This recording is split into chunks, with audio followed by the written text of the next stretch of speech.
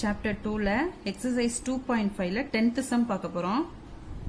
In a theater there are 20 seats in the front row அப்படினு சொல்லிருக்காங்க and 30 rows were allotted. Each successive row contained 2 additional seats. ஒரு லைனுக்கும் ஒரு ரோக்கும் 2 seats வந்து சேர்ந்துக்கிட்டே போகும் additionally. Then it's front row. How many seats are there in the last row அப்படின்னு சொல்லி கேட்டிருக்காங்க.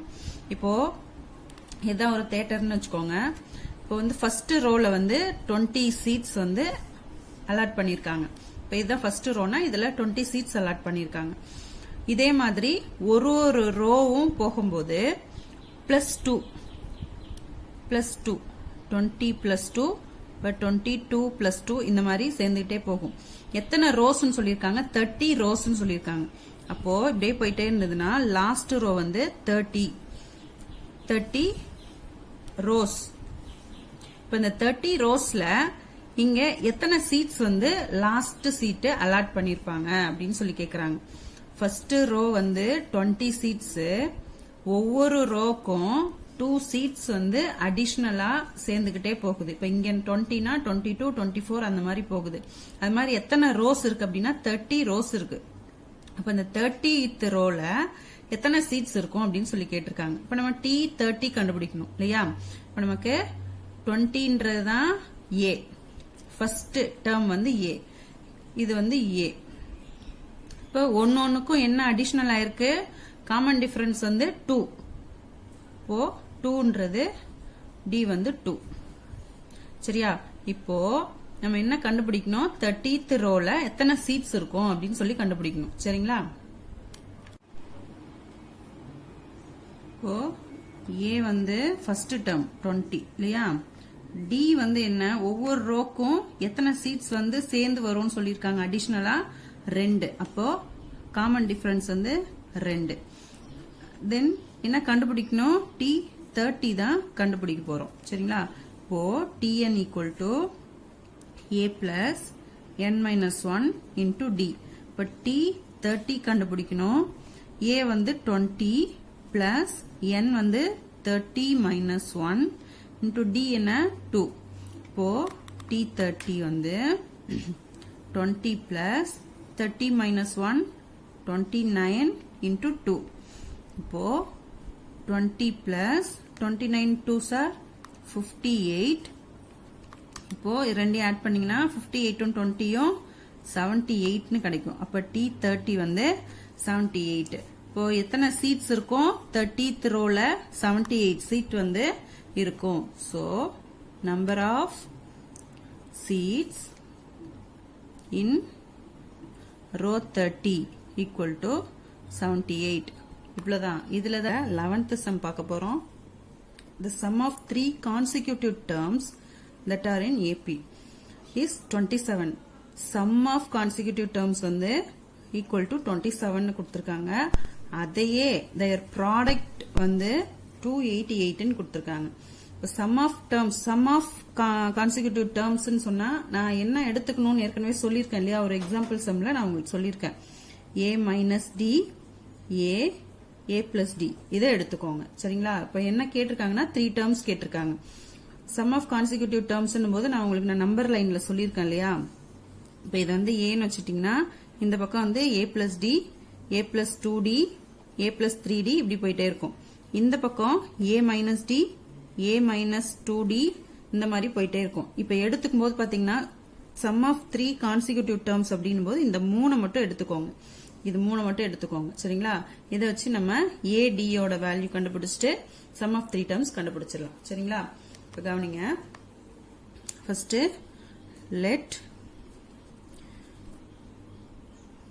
let the terms எதை எடுத்துக்கிறோம்? A minus D, A plus D எடுத்துக்கிறோம். First sum of consecutive terms என்ன சொல்லிருக்காங்க? sum of terms வந்து A minus D plus A plus A plus D equal to 27 னு கொடுத்திருக்காங்க. 27 னு கொடுத்திருக்காங்க.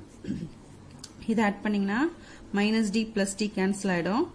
3a ஈக்குவல் டு 27 இருக்கும். இப்போ a ஈக்குவல் டு 27/3 ஆயிடும். இதை கேன்சல் பண்ணீங்கன்னா 9. இப்போ a ஈக்குவல் டு 9 சொல்லி கண்டுபிடிச்சிருக்கோம். இப்போ அதையே என்ன சொல்லியிருக்காங்க, ப்ராடக்ட் ஆஃப் அதையே ப்ராடக்ட் பண்ணா 288 அப்படின்னு சொல்லியிருக்காங்க. கவனிங்க,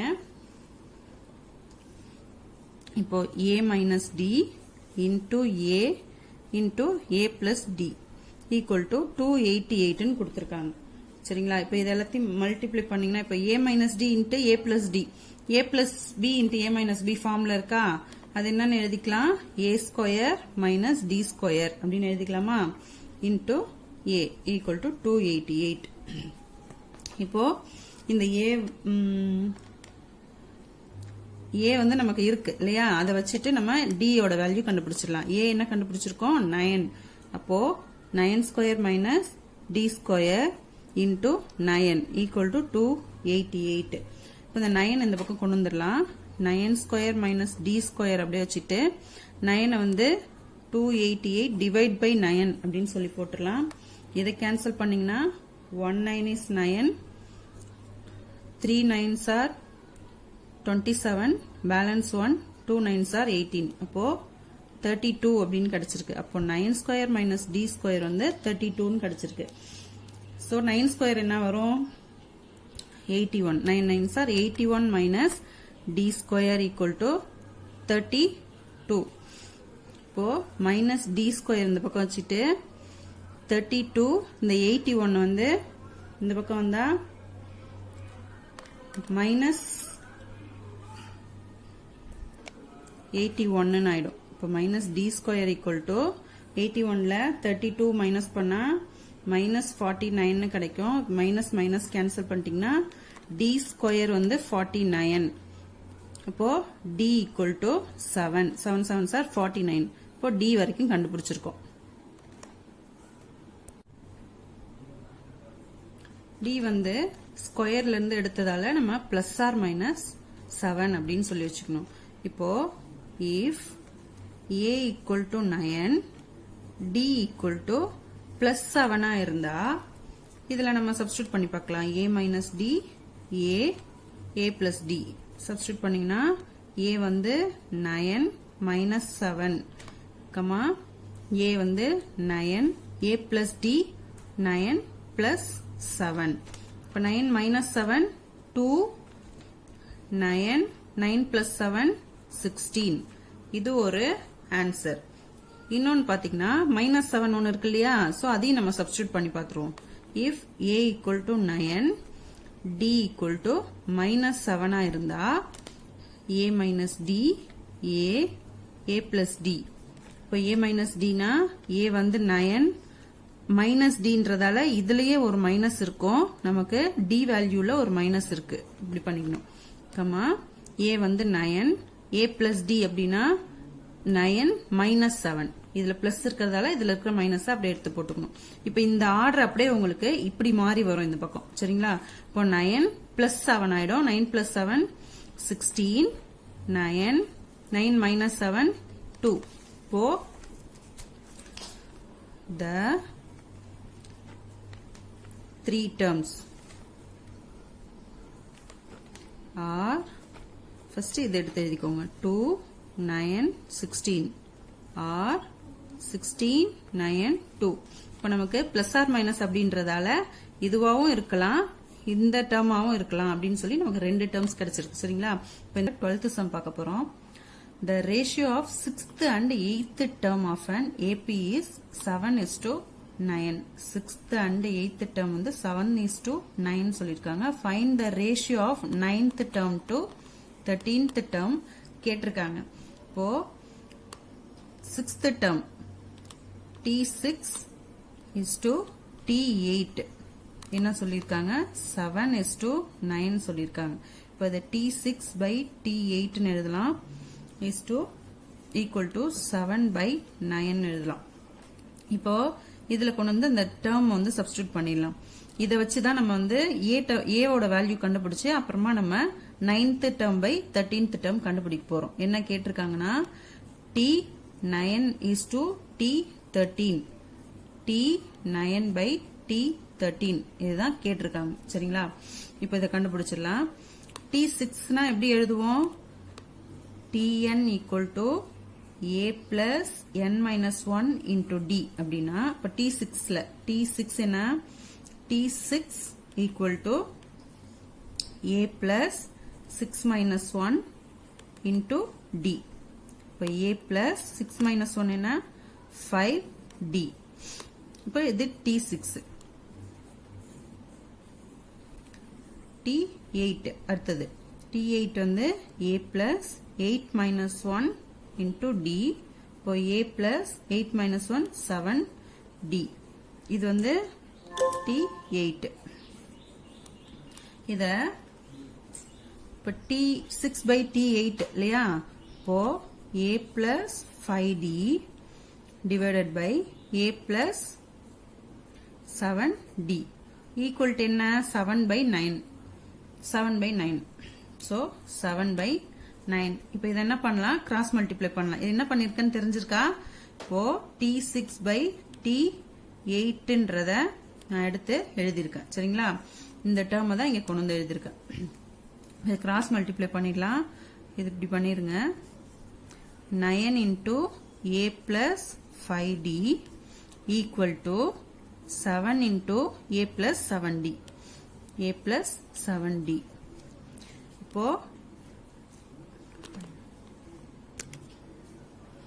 9 உள்ள மல்டிப்ளை பண்ணிக்கோங்க. 9 into A 9A plus 9 5s are 45D equal to 7 அதே மாதிரி உள்ள மல்டிப்ளை பண்ணிக்கோங்க. 7 into A 7A plus 7 7s are 49D. இப்போ A டேர்ம்லாம் ஒன் டைம் இந்த சைட் கொண்டு வந்துடலாம். D டேர்ம்லாம் அந்த சைட் கொண்டு போயிடலாம். இப்போ 9A இந்த பக்கம் 7A இருக்கு மைனஸ் 7A ஆயிடும். அதே மாதிரி இந்த 49D அப்படியே வச்சுக்கோங்க. இந்த 45 இந்த பக்கம் வரும்போது மைனஸ் 45D ஆயிடும். இப்போ 9Aல 7A மைனஸ் பண்ணா 2A ஈக்குவல் டு 49ல 45 மைனஸ் பண்ணா 4D அப்படின்னு வந்துடும். இப்போ கேன்சல் பண்ணீங்கன்னா 2D ஆயிடும். இப்போ A ஈக்குவல் டு 2D. இப்போ A ஓட வேல்யூவை நம்ம இந்த T9 by T13 கேட்டிருக்காங்க இல்லையா? அதுல கொண்டு வந்து சப்ஸ்டிடியூட் பண்ண போறோம். சரிங்களா? இப்போ T9 என்ன? T9 equal to A plus 9 minus 1 into D. T13 என்ன? A plus 13 minus 1 into D. இத நம்ம இதுல சப்ஸ்டிடியூட் பண்ணிடலாம். T9 என்ன? A plus 9 minus 1 into D divided by A plus 13 minus 1 into D equal to இப்போ A plus 9 minus 1 8D அப்படின்னு ஆயிடும். divided by A plus 13 minus 1 12D அப்படின்னு ஆயிடும். equal to இப்போ A இங்க கண்டுபிடிச்சு வச்சிருக்கோம் இல்லையா? இந்த வேல்யூ கொண்டு வந்து நம்ம இதுல சப்ஸ்டிடியூட் பண்ணிடலாம். A வந்து 2D அப்படின்னு கொடுத்திருக்காங்களா? so 2D plus 8D divided by இங்கேயும் 2D plus 12D அப்படின்னு கிடைச்சிரும். இப்போ இது ரெண்டையும் ஆட் பண்ணிருங்க. 2ம் 8ம் 10D divided by இது 12ம் 2ம் 14D அப்படின்னு கிடைச்சிரும். இப்போ இதை கேன்சல் பண்ணிருங்க. 5 2s are 10 7 2s are 14. இப்போ 5 by 7 into D by D. 5 by 7 D.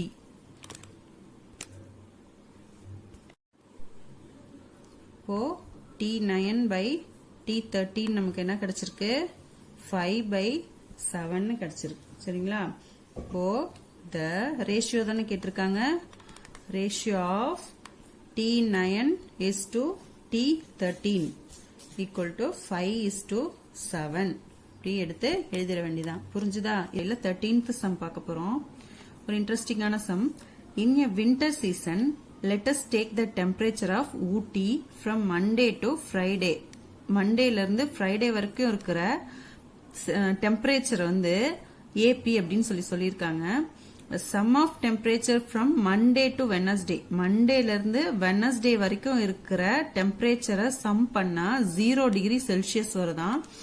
And the sum of the temperature from வெனஸ்டேல இருந்து ஃப்ரைடே வரைக்கும் இருக்கிற டெம்பரேச்சரை சம் பண்ணா 18 டிகிரி செல்சியஸ் வருதான். Find the temperature on each of the 5 days. அந்த 5 டேஸும் மண்டேல இருந்து ஃப்ரைடே வரைக்கும் இருக்கிற டெம்பரேச்சர் ஒரு நாளும் எவ்வளோ டிகிரி செல்சியஸ் இருக்கு அப்படின்னு சொல்லி ஈச் கேட்டிருக்காங்க. இப்ப நம்ம என்ன எடுத்துக்க போறோம்? Monday, Tuesday, Wednesday, Thursday, Friday. இப்போ ஃபர்ஸ்ட் டே வந்து ஏ அப்படின்னு வச்சுப்போம். இது ஏ பிளஸ் டி, இது ஏ பிளஸ் 2d, இது ஏ பிளஸ் 3d, ஏ பிளஸ் 4d. இப்படிதான் எடுத்துப்போம் இல்லையா? இப்போ இந்த 3 நாளைக்கும் ஃபர்ஸ்ட் மண்டேல இருந்து வெனஸ்டே வரைக்கும் இருக்கிற டெம்பரேச்சர் 0 டிகிரி செல்சியஸ் அப்படின்னு சொல்லியிருக்காங்க. இதுவே வெனஸ்டேல இருந்து ஃப்ரைடே வரைக்கும் இருக்கிற டெம்பரேச்சர் 18 டிகிரி செல்சியஸ் அப்படின்னு சொல்லியிருக்காங்க. இப்போ இதுல இருந்து இது வரைக்கும் 0, வெனஸ்டேல இருந்து ஃப்ரைடே வரைக்கும் 18 டிகிரி செல்சியஸ் சொல்லியிருக்காங்க. இப்போ ஒரு நாளும் நமக்கு எவ்வளவு டெம்பரேச்சர் அப்படின்னு சொல்லி தெரியணும் இல்லையா? இப்ப நம்ம ஏவும் டியும் கண்டுபிடிச்சிட்டோம்னா இதுல கொண்டாந்து சப்ஸ்டியூட் பண்ணா நமக்கு வேல்யூ கிடைச்சிரும். இப்போ first sum of temperature first Monday to Wednesday, Monday to Wednesday எவ்வளோ? ஏ, இதோட இதுவும் இந்த 3ஓடைய வேல்யூஸ் எடுத்துக்கலாம். A plus d plus a plus 2d. இப்ப இதோடைய சம் ஆஃப் இது வந்து எவ்வளவு சொல்லியிருக்காங்க? 0 டிகிரி செல்சியஸ் சொல்லியிருக்காங்க. இப்போ எத்தனை ஏ இருக்கு? 1 2 3, 3a பிளஸ் டி வந்து 3d அப்படின்னு இருக்கு, equal to 0. So 3a equal to minus 3d அப்படின்னு கிடைச்சிரும். இப்போ 3 கேன்சல் பண்ணிட்டோம்னா a ஈக்குவல் டு மைனஸ் டின்னு கிடைச்சிருக்கு. வேல்யூ இன்னும் கிடைக்கல நமக்கு, a வந்து மைனஸ் டின்னு கிடைச்சிருக்கு. இப்போ அதுவே என்ன சொல்லியிருக்காங்க? சம் ஆஃப் டெம்பரேச்சர் வெனஸ்டேல இருந்து ஃப்ரைடே வரைக்கும் இருக்கிற temperature, sum of temperature from Wednesday to Friday. Wednesday to Friday வந்து a plus 2d, a plus 3d, a plus 4d இல்லையா? So a plus 2d plus a plus 3d plus a plus 4d equal to 18 degree Celsius சொல்லியிருக்காங்க. இப்போ 1 2 3, 3a இருக்கு plus d எத்தனை இருக்கு?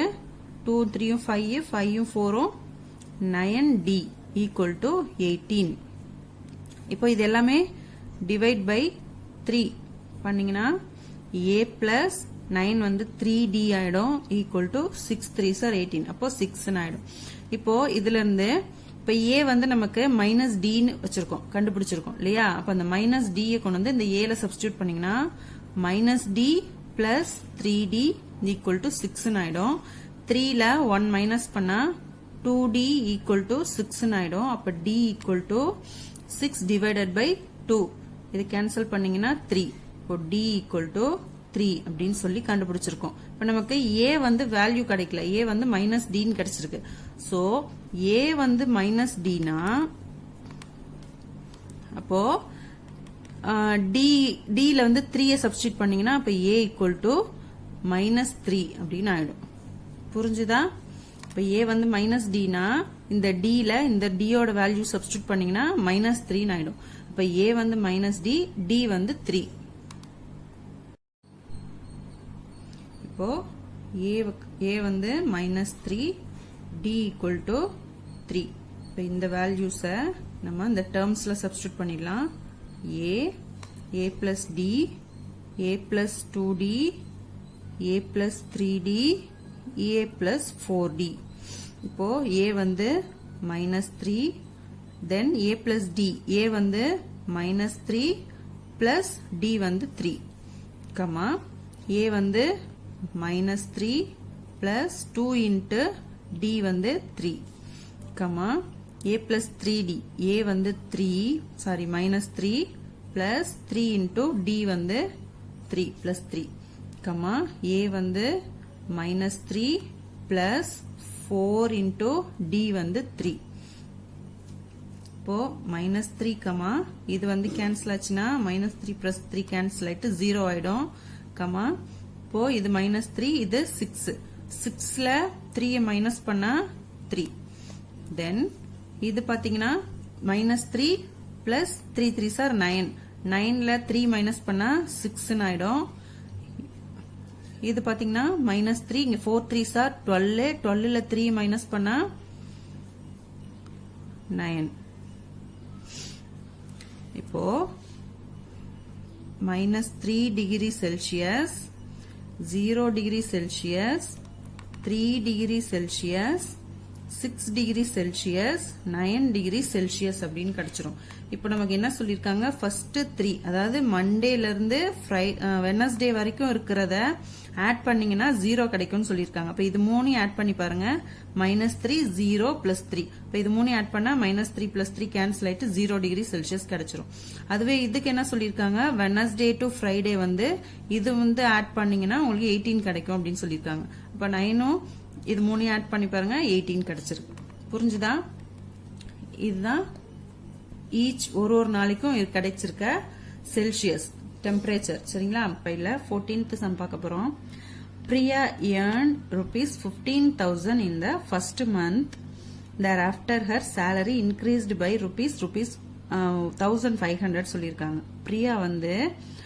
15,000 ஒரு மந்த்துக்கு 15,000 சொல்லி ஒரு வருஷத்துக்கு இவ்ளோ ஏர்ன் பண்றா அப்போ ஒரு மாசமும் ஒரு வருஷமும் 1,500 இன்க்ரீஸ் ஆகுது சரிங்களா ஒரு வருஷத்துக்கு 1,500 இன்க்ரீஸ் ஆகுது இப்போ ஒரு வருஷத்துக்கு 15,000 வாங்கிட்டு இருக்கா ஒரு மாசமும் ஹர் எக்ஸ்பென்ஸ் வந்து 13,000 எக்ஸ்பென்ஸ் வந்து 13,000 during the first year and the expenses increased by rupees 900 சொல்லிருக்காங்க இப்போ ஒரு வருஷமும் அவளுடைய ஒரு மந்த்துக்கு 13,000 வந்து அவ செலவு பண்ணானா அப்போ இன்க்ரீஸ் ஆகும்போது இந்த 1,500 ஒரு வருஷமும் இன்க்ரீஸ் ஆகும்போது இவங்களோட எக்ஸ்பென்ஸும் என்ன ஆகுது 900 சேர்த்து செலவு பண்றாங்க சரிங்களா how long will it take for her to save rupees 20,000 20,000 அவங்க சேவ் பண்றதுக்கு எவ்வளவு நாள் ஆகும் டைம் எவ்வளவு எடுக்கும் அப்படின்னு சொல்லி கேக்குறாங்க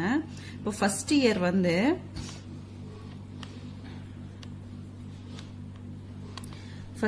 வந்து அதாவது ஜனவரியில இருந்து டிசம்பர்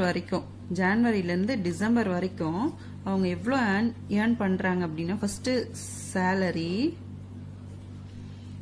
15,000 அவங்களோட எக்ஸ்பென்ஸ் வந்து 13,000 15,000 வாங்குறாங்க அதுல 13,000 செலவு பண்றாங்க இப்ப எவ்வளவு சேவிங் பண்ணுவாங்க சேவிங் எவ்வளவு இருக்கும் 2,000 இப்போ ஒரு வருஷத்துல ஒரு மந்த்துக்கு salary இவ்ளோ வாங்குறாங்க மாசத்துல இவ்ளோ செலவு பண்றாங்க ஒரு வருஷமும் அவங்களுடைய salary வந்து 1,500 இன்க்ரீஸ் ஆகுது அப்ப செகண்ட் இயர் என்ன வாங்குவாங்க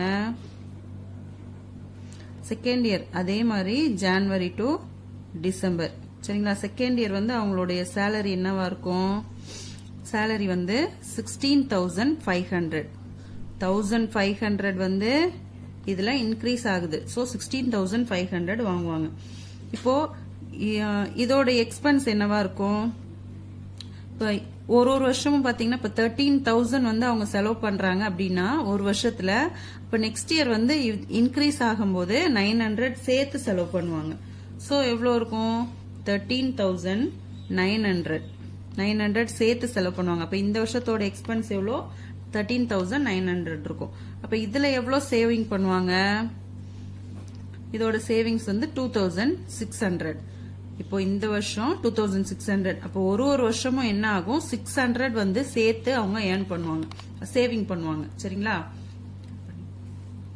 இப்போ இதுல இருந்தே உங்களுக்கு ஏவும் டியும் என்னன்னு தெரியும் இப்ப ஏ என்ன ஃபர்ஸ்ட் இயர் வந்து எவ்வளவு வந்து சேவிங்ஸ் இருக்கு nth இயர் கண்டுபிடிக்கணும்னா nth இயர் கண்டுபிடிக்கணும். அப்ப A வந்து என்ன 2000. ஃபர்ஸ்ட் வருஷம் எவ்வளவு சேவ் பண்றாங்க 2000 சேவ் பண்றாங்க. அப்போ ஒரு வருஷமும் எவ்வளவு இன்க்ரீஸ் ஆகுது 600 இன்க்ரீஸ் ஆகுது. அப்போ 2000 2600 இப்படியே உங்களுக்கு ரேஸ் ஆயிட்டே போயிட்டே இருக்கும். அப்படி எவ்வளவு போகும் 20,000 வரைக்கும் நம்ம கண்டுபிடிக்கணும். அப்ப A வந்து 2000 அப்படின்னா இப்போ ஒரு வருஷமும் D என்ன, அப்ப D வந்து 600 இல்லையா? இப்ப இது ரெண்டையும் வச்சு நம்ம என்ன கண்டுபிடிக்க போறோம், AN கண்டுபிடிக்கணும். இப்ப nth இயர் தானே நம்ம கண்டுபிடிக்கணும். AN A plus n minus 1 into D. இப்போ AN என்ன 20,000, இதுதான் nth term 20,000 equal to A வந்து 2000 plus n தான் கண்டுபிடிக்கணும் இல்லையா? அப்ப n minus 1 into D என்ன 600. சரி, இப்போ 20,000 இந்த 2000 இந்த பக்கம் minus 2000 பண்ணிடலாம். equal to